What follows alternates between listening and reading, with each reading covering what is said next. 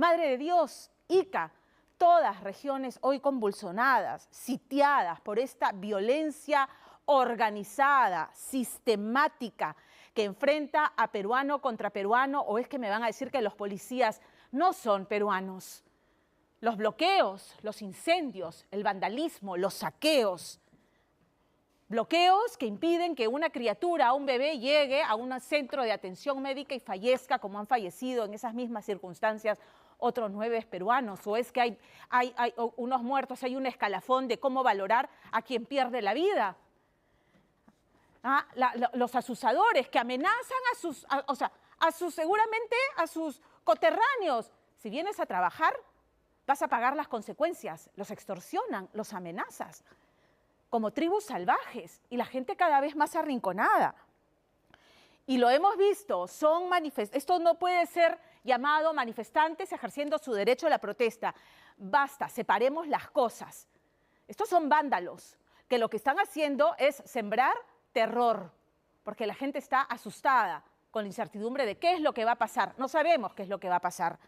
Al frente, la respuesta represiva del Estado para tener la figura completa. La fuerza represiva, ¿no? La fuerza del orden llamada precisamente a controlar una situación con un altísimo costo social. Casi medio centenar de peruanos muertos en estos enfrentamientos entre la policía y estos grupos violentistas. Debe investigarse caso por caso y deslindar responsabilidades, lo volvemos a subrayar y lo hemos dicho aquí. Pero además y sobre todo al frente, ¿quién está también? Una clase política indolente, una clase política que le da la espalda, que vive desconectada en la realidad, que pretende quedarse, ¿no?, en el poder, esperando que esto por generación espontánea se resuelva cuando ellos tienen la llave de la solución. Y que esta gente ha perdido su legitimidad, la que ganó en las urnas, en democracia, esta democracia que hoy izquierda y derecha zarandean poniéndola en peligro. Esa es la realidad. Entonces, podemos hacer a estas alturas el ejercicio, ¿no?, el esfuerzo colectivo de mirar más allá de los grupos violentos y entender que también hay un grueso de peruanos que se sienten postergados históricamente. ¿En qué nos está convirtiendo toda esta situación? Como digo, ¿en tribus salvajes? ¿Queremos desembocar en una guerra civil? ¿Cómo estamos como nación? ¿Quiénes están detrás? ¿Cómo hacemos para entender que la violencia genera más violencia, que si no hay camino de verdad a hacer una tregua y establecer el diálogo, nos vamos a perder como nación? Percy Guzmán.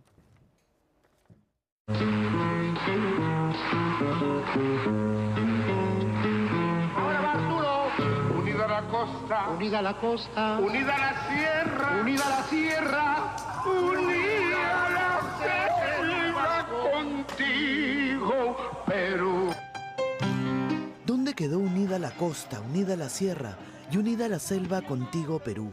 Canción convertida en himno que hace apenas algunos años pregonábamos todos los peruanos por nuestra blanquirroja. Unido el trabajo, unido el trabajo, unido el deporte, unido el deporte, unido el norte, el centro y el sur. ¿Dónde quedó ese orgullo por nuestra gastronomía, por nuestra cultura, por nuestras raíces? Hoy el país vive una dolorosa y terrible conmoción social que quiebra y divide a todos los peruanos frente a una clase política que intenta apagar el incendio con gasolina. Y los que dicen que es la voz de la calle, que se vayan con los terroristas a conversar en la calle. Para nosotros es muy penoso, muy doloroso ver cómo nuestro país se está viniendo abajo, se está destruyendo. Y esto es causa, y hay que reconocerlo, de una clase política repulsiva, que durante las últimas décadas se dedicaron ¿a qué? A robar, como la derecha se vendió a Odebrecht, ¿no? Y se vendió al mejor postor. Y una izquierda que cacareaba pueblo, pueblo, llega al poder y muestra ineptitud y corrupción, igual que la derecha, que centro izquierda o la tendencia que sea. Entonces la gente ya está harta de eso, está fastidiada, está decepcionada, defraudada, y la gente sale a las calles. Congreso asesino, el pueblo te repudia. Pero ¿quiénes son estos miles de peruanos que han llegado desde lo más profundo a la capital y cuáles son los motivos que los empuja a protestar?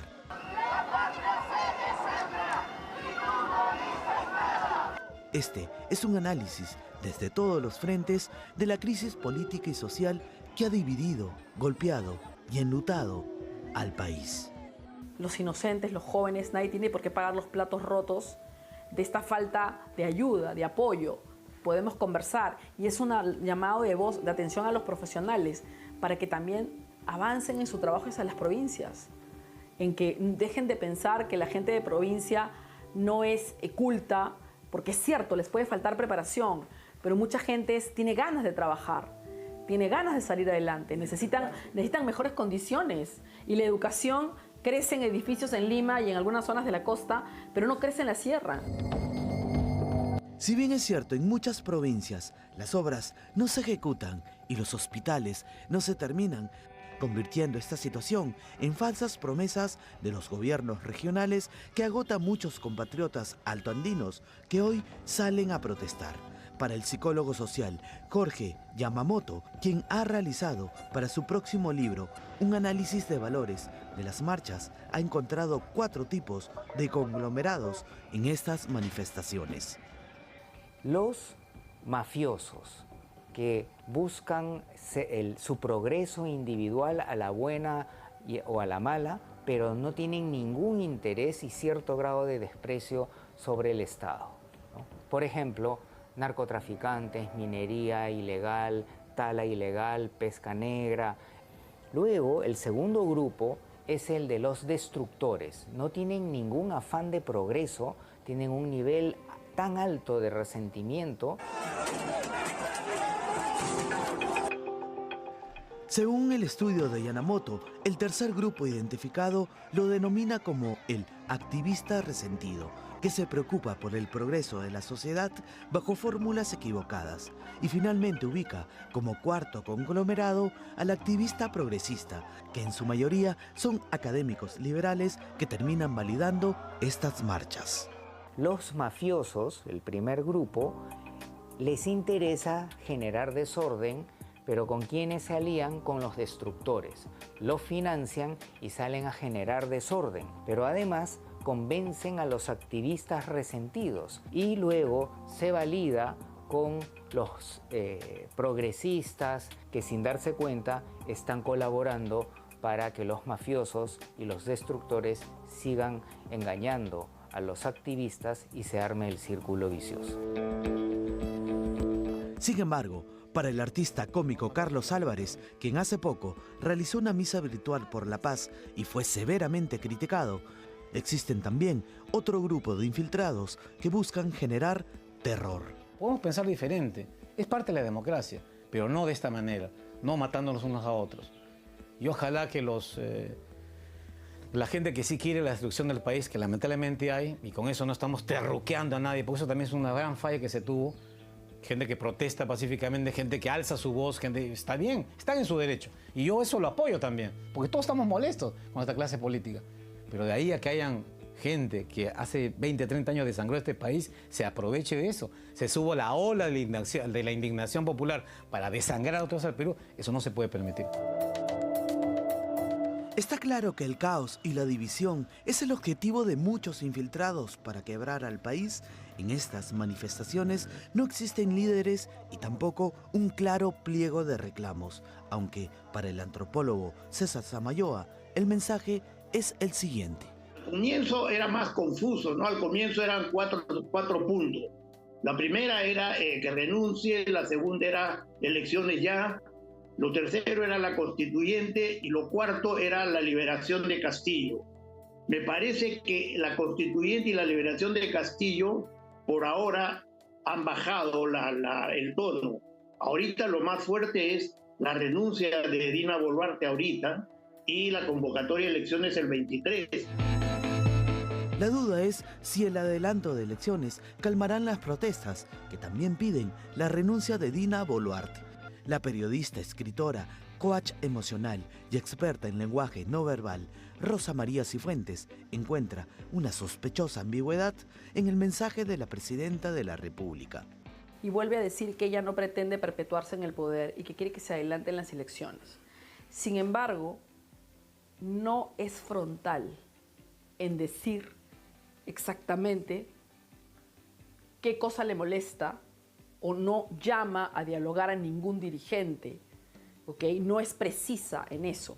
Y esa ambigüedad me parece como periodista que es sospechosa y deja un vacío muy grande. Tenemos que proteger la vida y la tranquilidad de los 33 millones de peruanos. Puno no es el Perú. Los manifestantes hablan de que quieren que se vaya al Congreso también. Pero ¿qué ocurre? Que el Congreso efectivamente, desde que empezó el poder, un porcentaje mayoritario se ha mostrado solamente convenido y con ganas de perpetuarse en el poder para seguir cobrando su sueldo. Para el ex catedrático y antropólogo César Samayoa, en este caos social, una gran parte de la responsabilidad recae en la falta de verdaderos partidos políticos. El problema del Perú es que no existen partidos. Tenemos un problema en el Perú hace años, que lo vamos a seguir teniendo, es Keiko Fujimori. Es Keiko Fujimori, es el fujimorismo. ¿Qué cosa es el fujimorismo? ¿Es una ideología política, es un partido? No, es simplemente un caudillo que gobernó el Perú, para algunos bien, para otros tremendamente mal, y es eso. Y la izquierda es igual. ¿Quién es la izquierda? ¿Qué partidos hay de izquierda? ¿Cuáles son sus ideologías, sus nombres? ¿Qué quieren? No sabemos. Es Castillo, es Cerrón, es fulano de tal, es Mengano. ¿En qué momento va a cambiar el Perú cuando estos políticos se den cuenta que necesitamos partidos?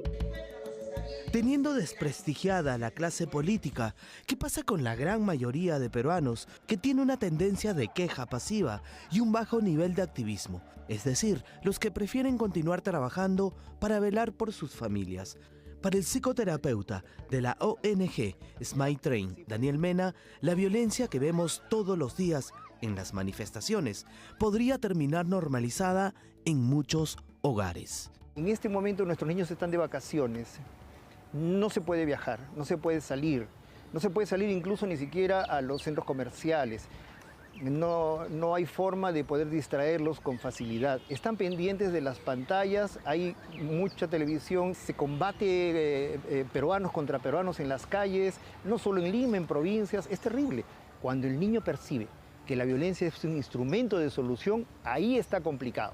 Porque sí, efectivamente, ese niño va a sembrar en el futuro esa violencia en una familia en la cual va a implementar la violencia para poder solucionar problemas.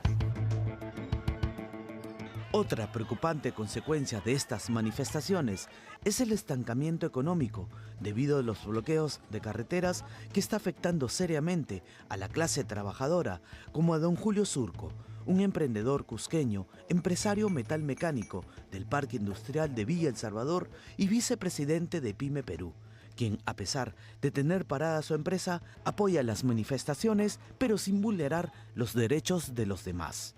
Yo entiendo que el reclamo de nuestros conciudadanos que están en todo el país, entendemos el reclamo, pero también ellos también tienen que entender que nos afecta a nosotros porque prácticamente paralizamos, entonces la gente no tiene dónde cobrar, cómo cobrar, como no hay venta, entonces esto pues afecta a nivel de toda la micro, pequeña empresa.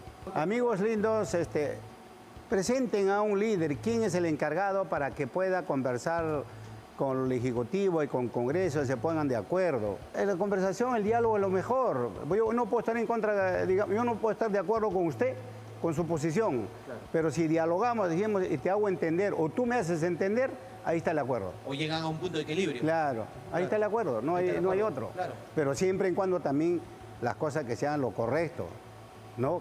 Que no haga daño a nadie. Las marchas, protestas y manifestaciones han revelado el peor rostro del país, que vive polarizado en una suerte de callejón sin salida. Allá los políticos que se peleen, que discutan, que se insulten, pero el pueblo queda. Los gobiernos son temporales, el Estado y la nación queda, que somos nosotros, los peruanos. Está claro que la gran mayoría no quiere violencia y enfrentamiento. También que muchos compatriotas por años han sido olvidados por las autoridades y discriminados por una sociedad racista. Pero también es cierto que todos los peruanos sabemos salir adelante y sobre todo sabemos estar unidos por un solo objetivo.